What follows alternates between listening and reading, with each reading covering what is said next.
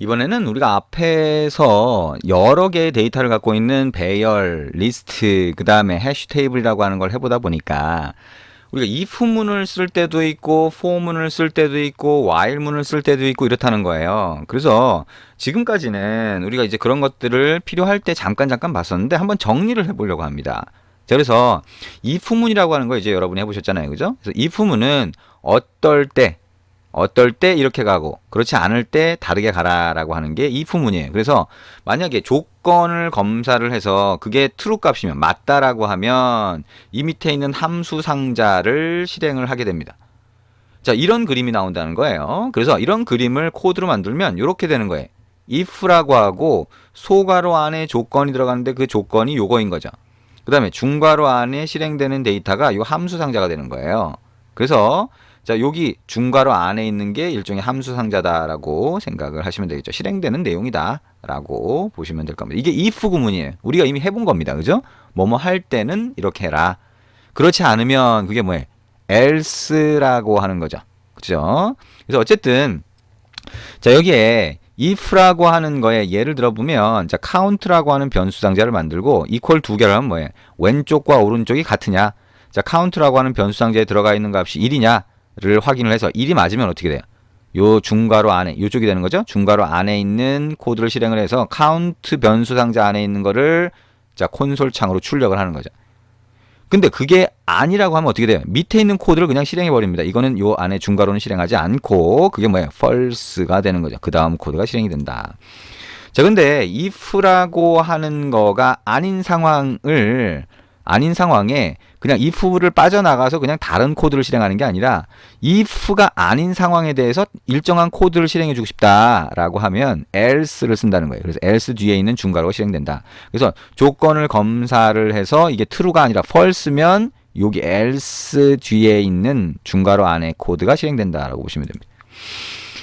자, 그래서 실제 예를 보면 자, if count가 1이 아닌 경우 2든 3이든 이렇게 되면 여기 잘못 실행되었습니다라고 하는 요 else 뒤에 있는 중괄호 안에 코드가 실행된다라고 보시면 되겠죠. 자, 지금까지 했던 겁니다. 그죠? 한번 정리를 해보자는 겁니다.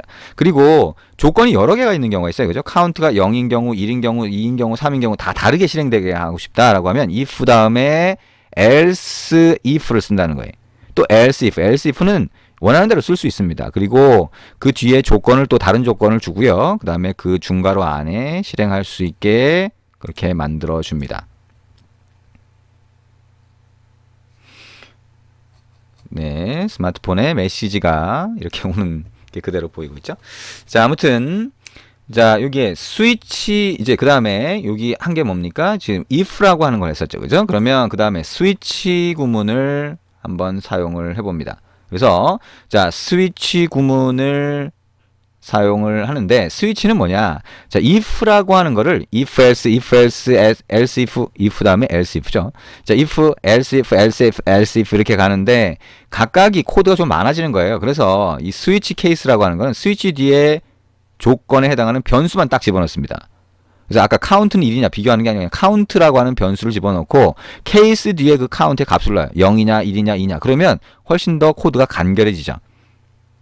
자, 그게 스위치 케이스문입니다. 스위치문이라고 하는 거죠. if else 문하고 상당히 유사한데 약간 형태가 다르다라고 보시면 돼요. 그리고 각각의 케이스라고 하는 것 자체는 자, 이 케이스별로 해서 여기 브레이크를 넣어주지 않으면 그 다음에 또 같이 실행이 되거든요. 그래서 항상 맨 뒤에 브레이크를 넣는다. 케이스 뒤에 이렇게 생각을 해주시면 됩니다. 나중에 실제 내용이 나오면 그때 한번 같이 해볼 수가 있겠죠. 일단 스위치 케이스가 그런 거다라고 하는 거 생각을 해주시면 됩니다. for 구문이라고 하는 거 우리 해봤잖아요. for는 자, 소괄호 안에 초기화식, 조건식, 변화식이 세미콜론을 이용해서 구분이 됩니다. 그래서 조건식에 맞으면 중괄호 안에 있는 게 반복적으로 실행이 된다는 거예요. 그리고 그때 처음에 만들어줄 변수나 이런 변수 상자나 이런 것들을 초기화식에 넣고요. 그 다음에 한 번 실행이 될 때마다 이 변화식이 실행이 됩니다. 여러분이 해보셨으니까 이 그림을 잘 한번 이해를 해보시기 바랍니다. while문 마찬가지죠. 여러분이 해보셨죠, 그죠? 조건식이라고 하는 게 소괄호 안에 들어가 있고요. 자, i가 10보다 작을 때 계속 이 안이 실행이 됩니다. 그래서 얘기했던 것처럼 이 조건식을 빠져나올 수 없게 만들면 얘가 무한반복을 하기 때문에 프로그램 자체가 자, PC나 이런 시스템에 영향을 미치게 되죠. 그래서 이거는 굉장히 주의를 하셔야 됩니다. 자, 이게 while문입니다. 자, 이렇게 해서 우리가 지금까지 사용했던 자, for 구문, while 구문, if문 뭐 이런 것들 자, 아직 이제 많이 쓰지 않았지만 한 번도 안 해봤나요? 이제 스위치라고 하는 스위치 케이스라고 하는 문도 같이 한번 정리를 해봤습니다. 여러분이 이 코드라고 하는 걸 딱 봤을 때 이런 그림을 생각을 하셔야 돼요. 이런 그림이 생각이 나야 됩니다. 이 그림을 똑같이 그리라는 건 아니고요. 이 그림을 이해를 해서 아, 이럴 때는 이런 의미지라고 하는 것들을 머릿속에 잘 그려보시기 바랍니다. 그래야 잘 이해가 되겠죠.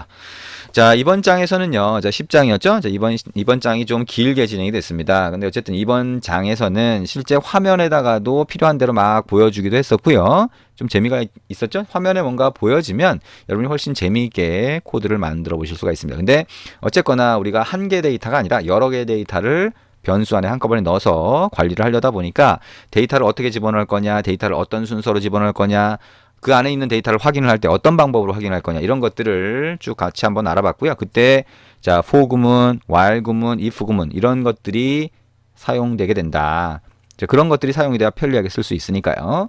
자, 그래서 이번 장에서 한 거 조금 처음에는 복잡하게 보일 수 있습니다. 계속 반복을 하셔야 됩니다. 그래서 많이 반복을 해서 자, 실제 여러분이 프로그래밍 할 때 이런 구문들이 많이 사용이 되니까 자, 이거를 많이 반복해서 익숙하게 만들어 주시기 바랍니다. 네, 수고하셨습니다.